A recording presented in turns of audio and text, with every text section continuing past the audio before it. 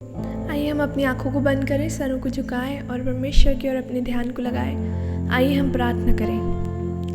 पिता परमेश्वर, एक बार फिर से आपके चरणों में आते प्रभु, आपका धन्यवाद करते प्रभु इस दिन के लिए, प्रभु इस जीवन के लिए। प्रभु जी, हम सब के लिए आपका धन्यवाद करते प्रभु। जितने भी लोग इस लाइव स्ट्रीम को देख रहे हैं प्रभु, उन सब के लिए हम आपका धन्यवाद करते प्रभु। मैं प्रार्थना करती विशेष करके हर उस व्यक्ति को अभी इसी वक्त स्पर्श करिए प्रभु। हर एक को प्रभु जी अपनी सामर्थ्य से भर दीजिए पवित्र आत्मा। हर एक को बहुत तायत से आशीष करिए प्रभु जी। सबके संग और साथ रहे प्रभु। आगे के समय को हम आपके हाथ में सौंपती प्रभु।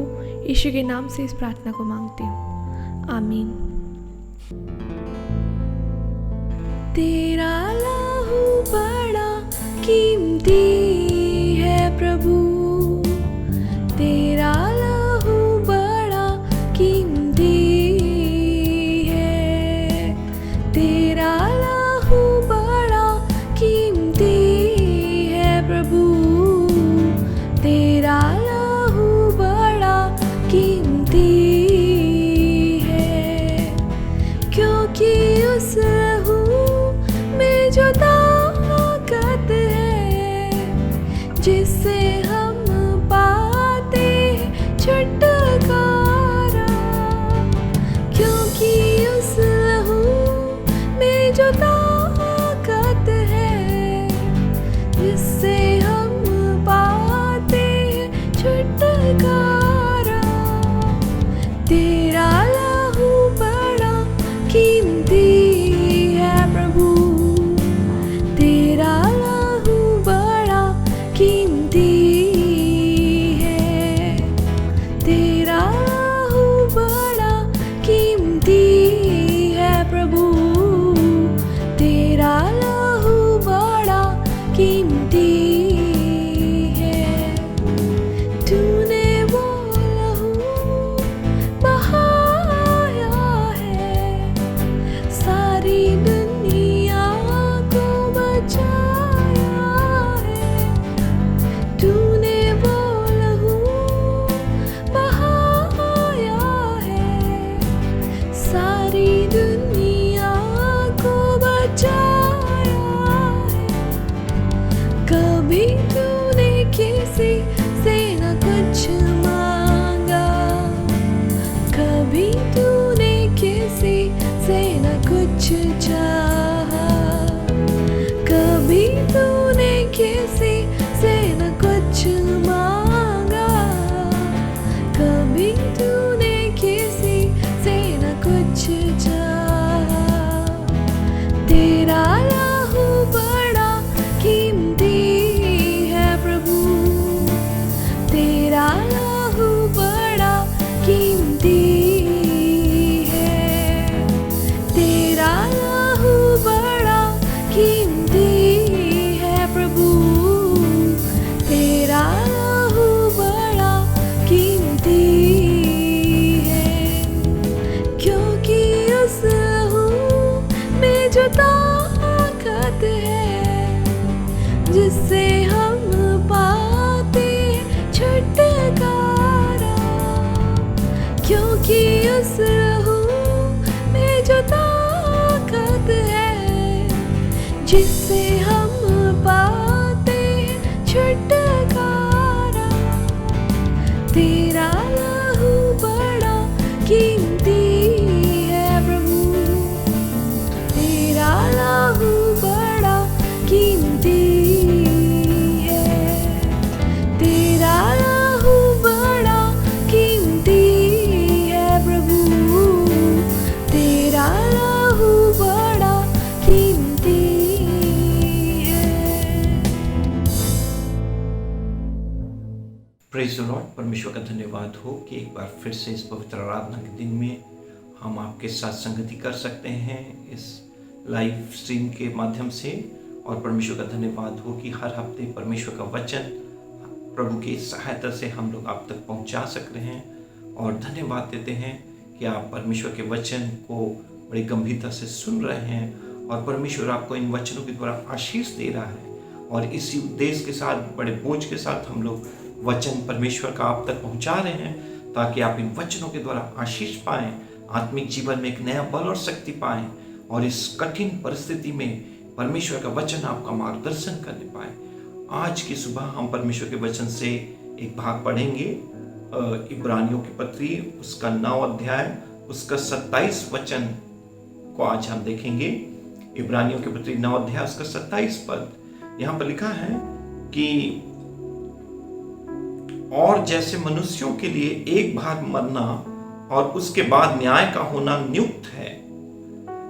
तो परमेश्वर अपने वचन के पढ़े जाने पर आशीष दे। परमेश्वर के वचन में यहां पर लिखा हुआ है कि just as man is destined to die once and after that to face judgment। और परमेश्वर के वचन में यहां पर लिखा हुआ है, और आज सुबह के समय में हम लोग परमेश्वर के वचन से देखेंगे कि किस रीति से NIV बाइबल में ऐसा बताया गया है कि 27 पद में just as man is destined to die, जैसे कि एक मनुष्य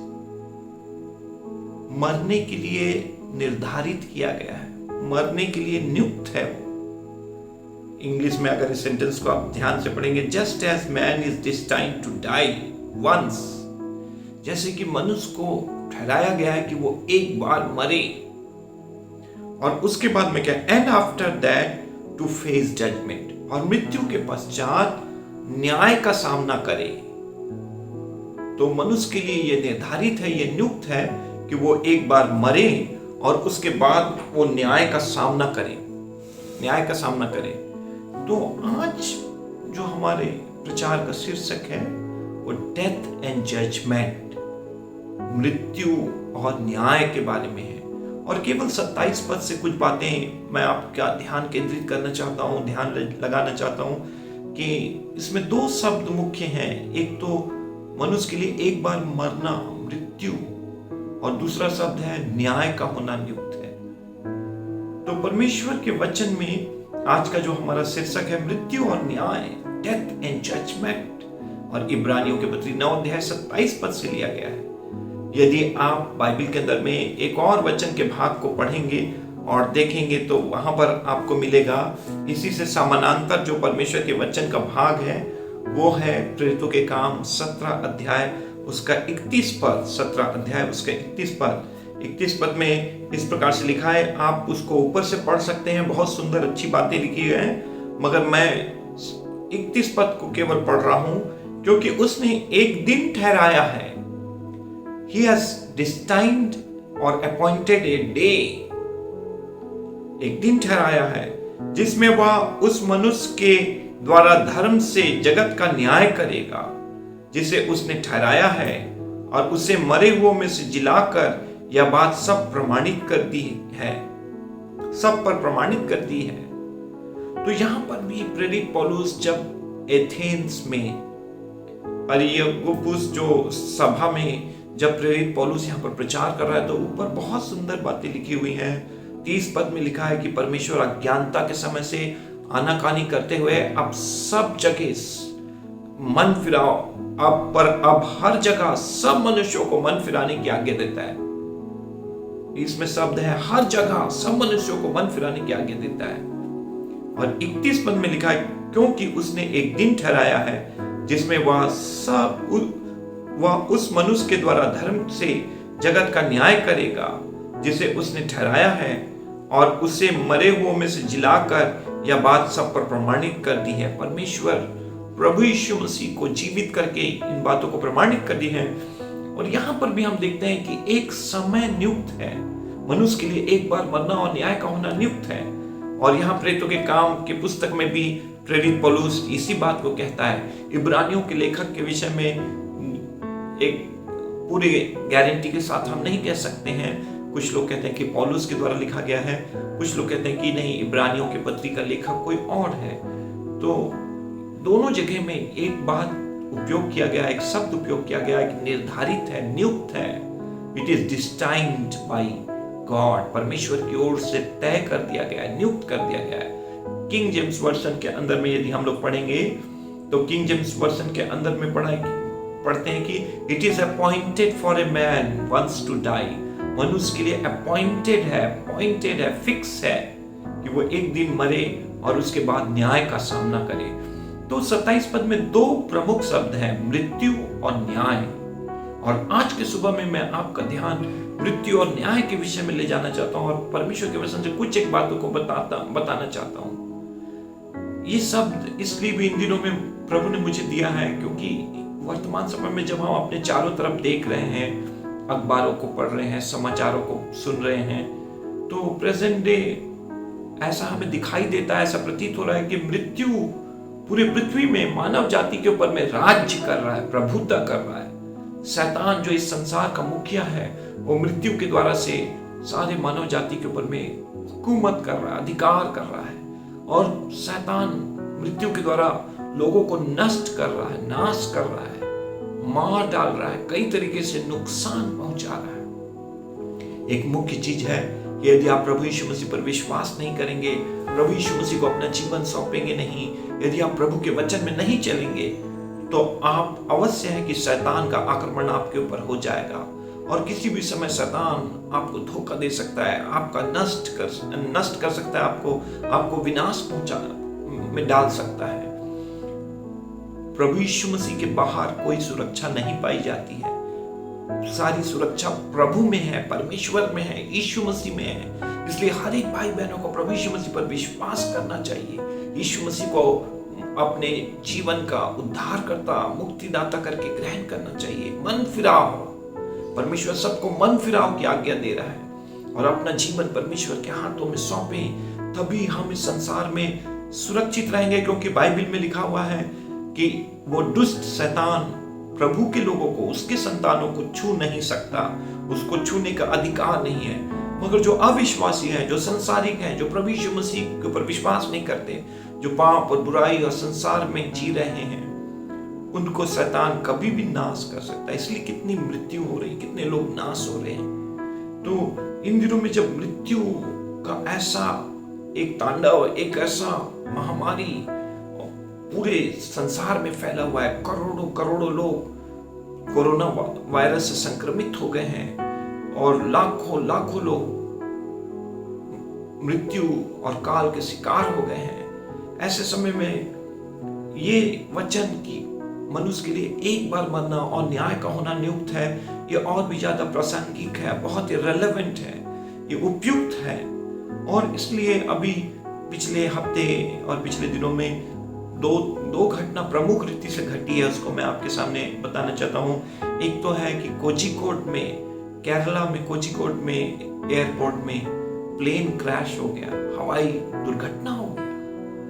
जो साठे जो कैप्टन थे, जो मेन पायलट थे, वो नागपुर के हैं, महाराष्ट्र के, और वो 1 किलोमीटर आगे उसको लैंडिंग किए। उनको नीचे उतरने में 1 किलोमीटर, पेपर के अनुसार वो 1 किलोमीटर आगे जाके नीचे किए और वहां पर रनवे में पानी होने के कारण से वो जो व्हील है वो स्लिप किया।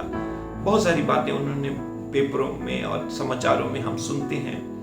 वो प्लेन जाके क्रैश हो गया, छोटी सी गलती, छोटा सा लापरवाही, उनकी मृत्यु हो गई।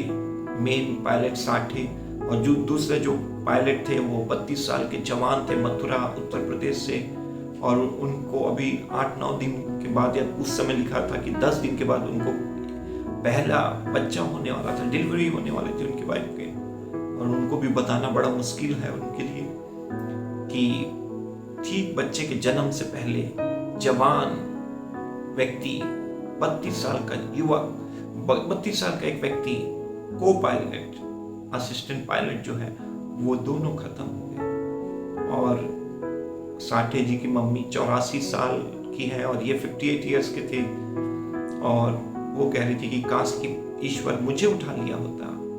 और उनकी मम्मी का भी कुछ ही दिनों में उनका बर्थडे होने वाला था और वो आने वाले थे नागपुर। और ये जो है को पायलट है, ये भी अगस्त में कुछ तारीख में वो अपने घर लौटने वाले थे।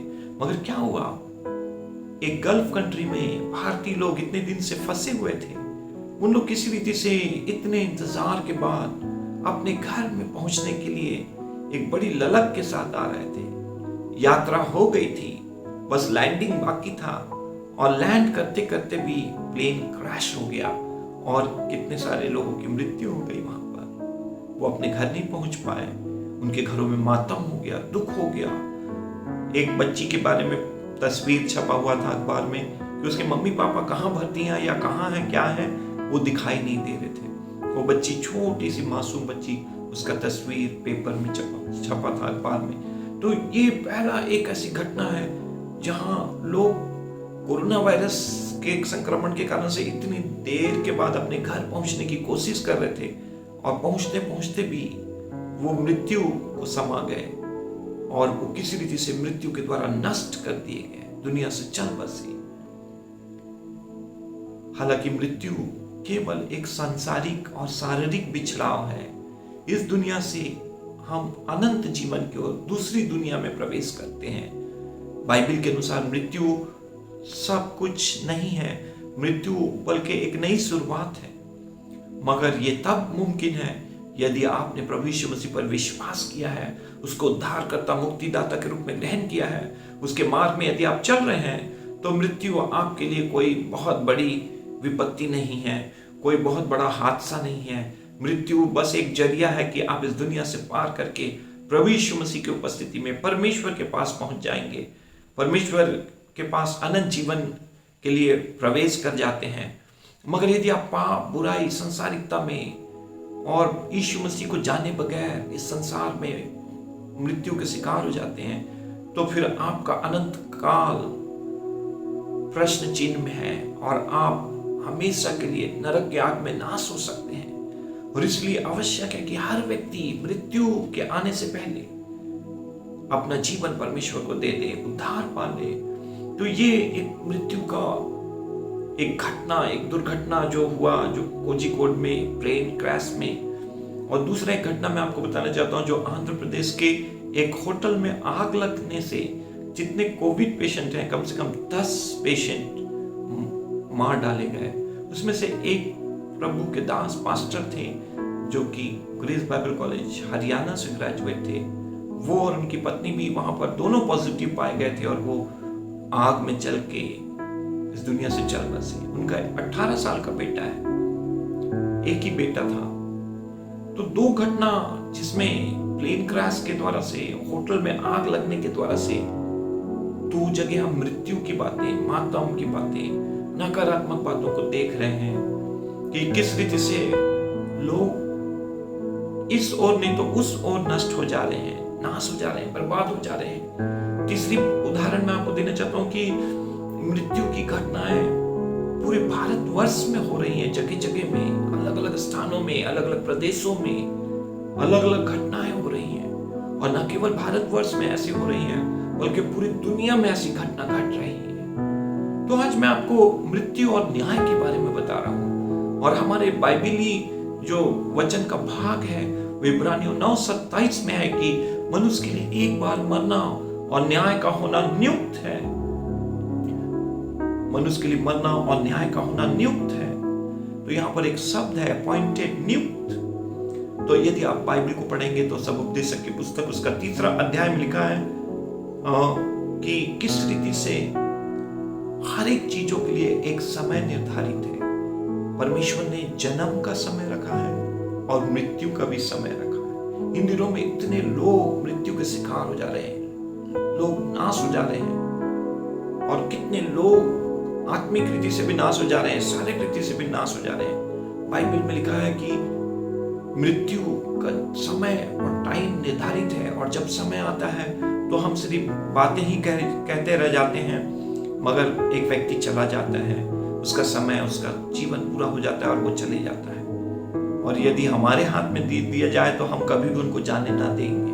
और इसलिए कभी कोई दुर्घटना के द्वारा से, कभी कोई स्वाभाविक मृत्यु के द्वारा से, इन दिनों में हम लोग देख रहे हैं कि मृत्यु भयानक तरीके से लोगों को नाश कर रही है। कोई दुर्घटना के शिकार हो जा रहे हैं, कोई संक्रमण कोरोना वायरस के द्वारा मृत्यु के शिकार हो जा रहे हैं, कोई लोग आत्महत्या कर ले रहे हैं, कोई लोग डिप्रेशन, दबाव, तनाव के कारण से अपने जीवन समाप्त कर ले रहे हैं, कई लोग कई तरीके से अपने जीवन को नष्ट कर ले रहे हैं। कोई हत्या कर ले रहा है, कोई आत्महत्या कर ले रहा है, कोई डिप्रेशन से अपने जीवन को नष्ट कर ले रहा है। मृत्यु किसी न किसी रूप में मानव जाति को नष्ट किए जा रही है। और इसलिए आज हम मृत्यु के बारे में देख रहे हैं, डेथ के बारे में देख रहे हैं। तो पहला बात मैं आपको बताना चाहता हूं कि मृत्यु क्यों है। एक बहुत बड़ा सवाल है कि मृत्यु क्यों है, मृत्यु क्यों इस दुनिया के अंदर में आया है। बहुत सारे लोगों के सामने में प्रश्न है कि परमेश्वर ने मृत्यु को क्यों बनाया है, मृत्यु क्यों होता है, लोग मरते क्यों हैं, मरने के बाद क्या होता है। ये बहुत सारे दार्शनिक प्रश्न हैं, फिलोसॉफिकल क्वेश्चंस हैं मानव जीवन के और इस संसारिक जीवन के, शारीरिक जीवन के, आत्मिक जीवन, आध्यात्मिक जीवन में एक अहम प्रश्न है कि मृत्यु क्यों है इस दुनिया में, मृत्यु क्यों होती है, मृत्यु के बाद क्या होगा।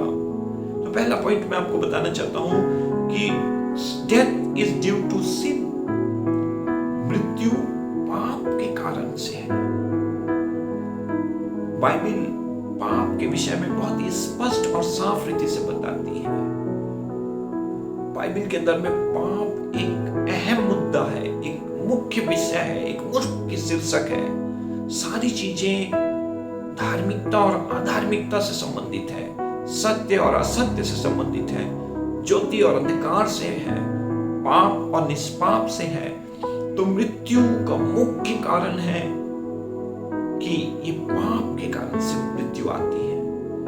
क्योंकि रोमियो के पत्री उसका 5 अध्याय उसका 12 पद को यदि हम लोग पढ़ेंगे, रोमियो की पत्री उसका 5 अध्याय उसका 12 पद को पढ़ेंगे यदि हम, तो वहां पर लिखा है, इसलिए जैसे एक मनुष्य के द्वारा पाप जगत में आया और पाप के द्वारा मृत्यु आई, तो पाप के कारण से मृत्यु आई है। और इस जगत में एक व्यक्ति के कारण से पाप आया, हमारे प्रथम पिता, प्रथम पुरुष आदम के कारण से। परमेश्वर ने आदम को बनाया था और उसके आज्ञा का उल्लंघन करने के कारण से पाप इस संसार के अंदर में आ गया और पाप के द्वारा मृत्यु आई। और इस रीति से मृत्यु सब मनुष्यों में फैल गई क्योंकि सब ने पाप किया। तो बाइबल में लिखा है कि 3:23 में 21 में कि सब ने पाप किया और सब परमेश्वर के महिमा से रहित हैं और पाप की मजदूरी मृत्यु है। 3 अध्याय उसका 23 पद में ऐसा लिखा है कि इसलिए कि सब ने पाप किया और परमेश्वर की महिमा से रहित हैं। सारे मनुष्य पापी हैं और पाप करने के द्वारा से मृत्यु आई है और पाप की मजदूरी मृत्यु है। परमेश्वर के वचन में लिखा है पाप की मजदूरी मृत्यु है। क्योंकि पाप, रोमियो की पत्री 6 अध्याय उसका 23 पद, क्योंकि पाप की मजदूरी तो मृत्यु है, पाप की मजदूरी तो मृत्यु है, परंतु परमेश्वर का वरदान हमारे प्रभु यीशु मसीह में अनंत जीवन है। तो आज हम देख रहे हैं कि डेथ के बारे में, मृत्यु के बारे में, क्योंकि कितने घरों में, परिवारों में, समाज में, देश में, दुनिया में, मानव जाति के बीच में मृत्यु कार्य कर रही है। लोग इधर से बच रहे हैं तो उधर नष्ट हो जा रहे हैं, नाश हो जा रहे हैं। मृत्यु इस ओर नहीं तो उस ओर उनको अपने वश में कर ले रही है, नष्ट कर ले रही है। तो पाप के कारण से मृत्यु आई है। जैसे पाप के कारण सब लोग मरते हैं, वैसे प्रभु यीशु मसीह के द्वारा सब लोग बचाए जाएंगे। डेथ इज यूनिवर्सल, मृत्यु सार्वभौमिक है, विश्वव्यापी है। ये किसी खास देश, जाति, वर्ग के लिए नहीं है। मृत्यु सारे मानव जाति में, ऑल हैव टू डाई, सबको मरना है। मृत्यु सबके ऊपर प्रभाव डालती है। तीसरी बात है, डेथ इज नॉट रैंडम। मृत्यु अचानक से नहीं है। मृत्यु के लिए परमेश्वर ने समय निर्धारित किया है। जैसे बच्चे लोग बहुत उत्साहित रहते हैं कि हमारा हैप्पी बर्थडे आ रहा है, हमारा बर्थडे आ रहा है। जैसे बाइबल में लिखा कि जैसे जन्म का दिन है निर्धारित, वैसे मृत्यु का दिन भी निर्धारित है। और इसलिए मृत्यु रैंडम, अचानक से नहीं हो जाती है। कभी कभी ये दुर्घटनावश हो जाती है। कभी कभी जब एक व्यक्ति आत्महत्या कर लेता है तो वो जबरदस्ती मृत्यु को अपने ऊपर लाता है। अन्यथा परमेश्वर ने हर एक के लिए सीमाना ठहराया है, हर एक के लिए समय निर्धारित किया है। उसके मृत्यु का दिन भी ठहराया है। उसके जन्म का जैसे दिन ठहराया है, वैसे उसके मृत्यु का भी दिन ठहराया है। तो हमने देखा कि मृत्यु पाप के कारण से है, पहला चीज। दूसरा चीज है, मृत्यु सार्वभौमिक है, जगतीय है, विश्वव्यापी है, सब मानव जाति के ऊपर प्रभाव डालती है। तीसरी बात हमने देखा कि डेथ इज नॉट रैंडम, मृत्यु अचानक से नहीं है। हम लोग कोई लक पर और अचानक से होने वाली बातों पर विश्वास नहीं करते। हम विश्वास करते हैं कि सब बातें परमेश्वर अपने समय में अपनी योजना के अनुसार करता है। हर एक चीजें उसकी इच्छा और योजना और उसके वचन के अनुसार प्रभु के लोगों के जीवन में होती हैं। इसलिए हर एक चीज को प्रभु ने ठहराया है और इसलिए हम हर बात के लिए उसका धन्यवाद देते हैं और हमारे लिए सारी बातें मिलकर भलाई को उत्पन्न करती है। हम ऐसा विश्वास करते हैं। रोमियो 8 अध्याय उसका 22-23 पद के आगे में ऐसा लिखा हुआ है, हर एक चीजों को उसने ठहराया है, निर्धारित किया, डिस्टाइंड किया है, तय किया है। 5वीं बात मृत्यु के बारे में देते हैं, death will lead us straight to judgement. मृत्यु के बाद सीधा मृत्यु हमें सीधा न्याय की ओर ले जाती है। इधर एक बार मृत्यु हुई, उसके बाद सीधा अब हमारा न्याय होगा। मृत्यु और न्याय के बीच में और कोई दूसरी बातें नहीं है। 6वीं बात मैं आपको बताऊंगा कि Bible tells us about only one life. Bible हमें केवल एक जीवन के बारे में बताती है। हमारे पास हजारों दिन नहीं है, हजारों जीवन नहीं है, हजारों मौके नहीं है। हमारे पास इस पृथ्वी में एक ही शारीरिक और सांसारिक मानवीय जीवन है और दूसरा जीवन नहीं है हमारे पास। तो एक ही जीवन है। इसका मतलब है कि कोई पुनर्जन्म नहीं है बाइबल के अनुसार से, और जन्मों का चक्र नहीं है बाइबल के अनुसार से। जैसे हमने इब्रानियों के पत्री 9 अध्याय 27 पद में पढ़ा कि मनुष्य के लिए एक बार मरना और न्याय का होना नियुक्त है। मृत्यु के बाद तुरंत मनुष्य को न्याय का सामना करना है, न्याय की ओर जाना है। उसके लिए बस न्याय बाकी है।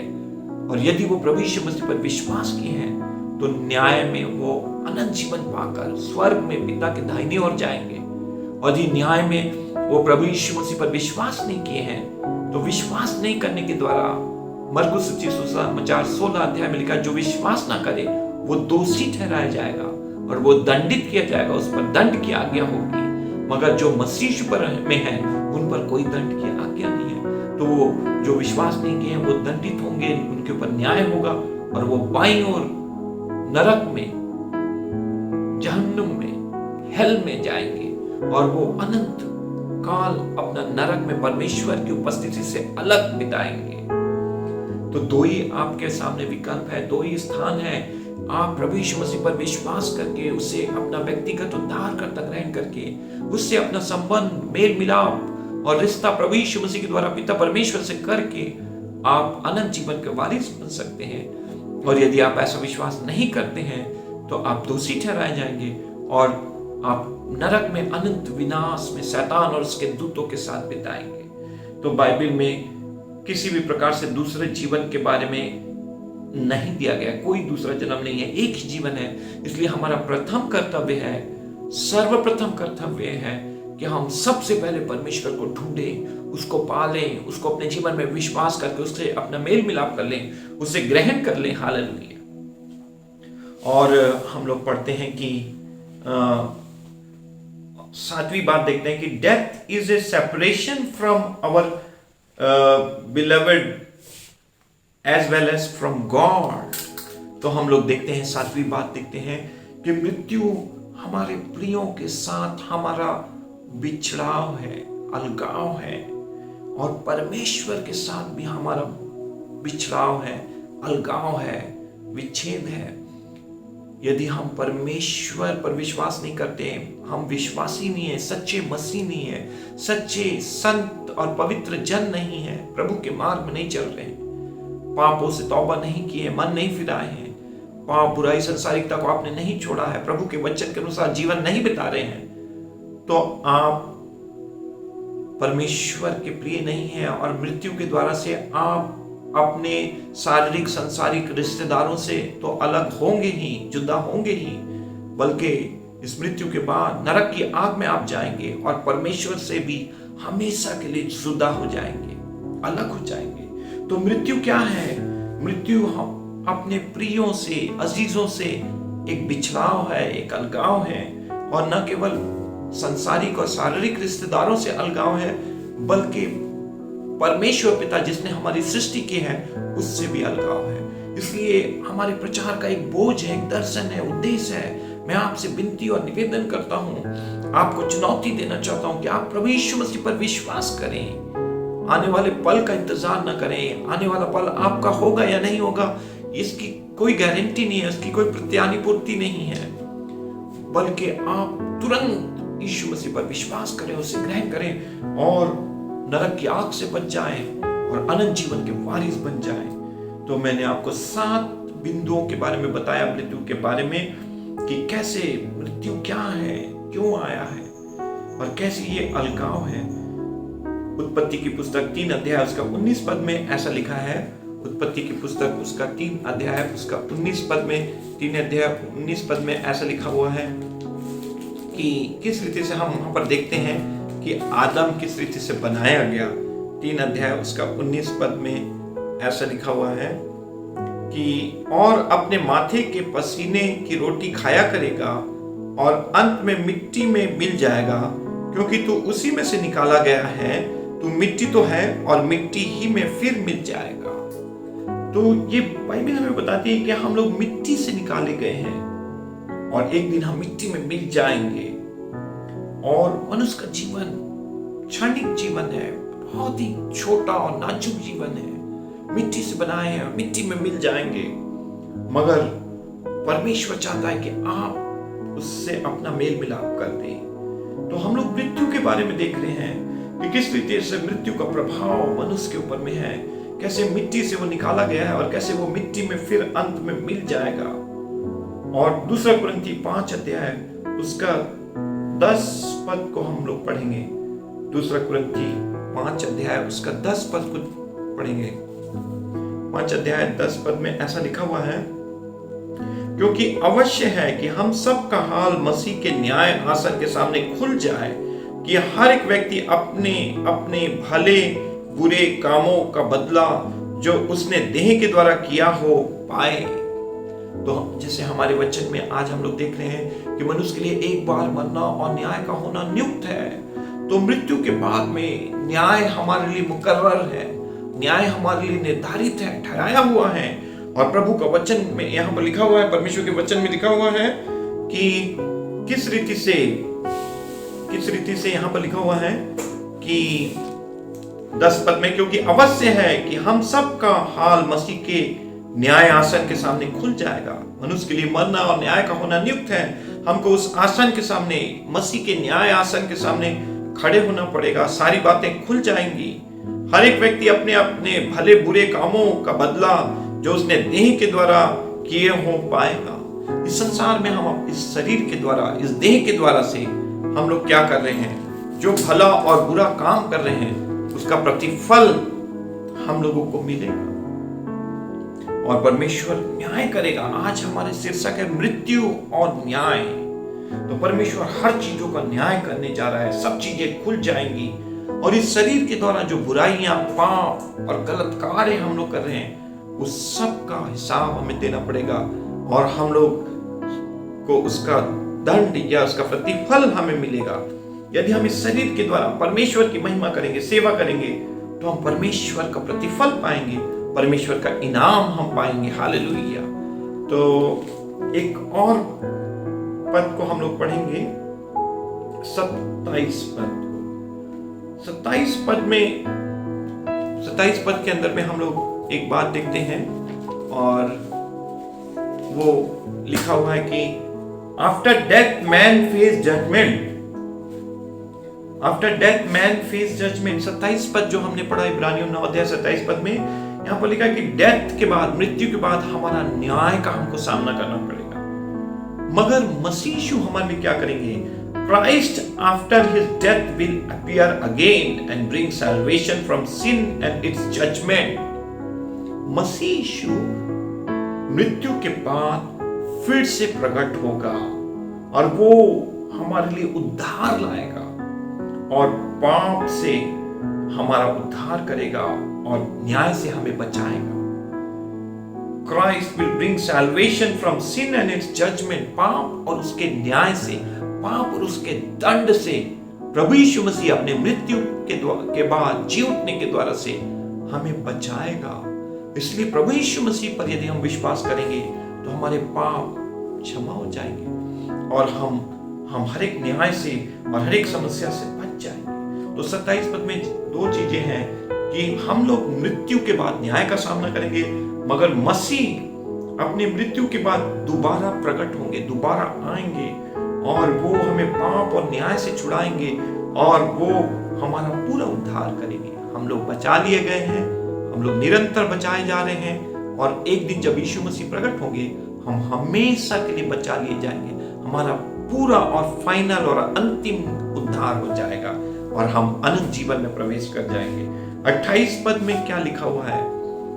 28 पद में हम लोग देखेंगे कि 28 पद में क्या लिखा है। यदि आप इब्रानियों के पत्री उसका 9 अध्याय उसका 27 पद से हमने शुरू किया है, यदि ऊपर के पदों को पढ़ेंगे तो वहां पर लिखा है कि महायाजक साल में एक बार उस लहू को लेके महापवित्र स्थान में जाते थे और सारे इस्राएली कौम के लिए, पूरे देश के लिए, पूरे लोगों के लिए पापों का प्रायश्चित करते थे। वो ऐसा बार बार करते थे, बार बार बलि चढ़ाते थे, बार बार जानवरों का, भेड़ों का, बैलों का लहू बहाते थे। मगर यीशु मसीह एक बार और हमेशा के लिए हमारे लिए बलिदान हो गया। He appeared once for all। यहाँ पर लिखा हुआ है 27 पद के ऊपर में 26 पद में लिखा है But now he has appeared once for all।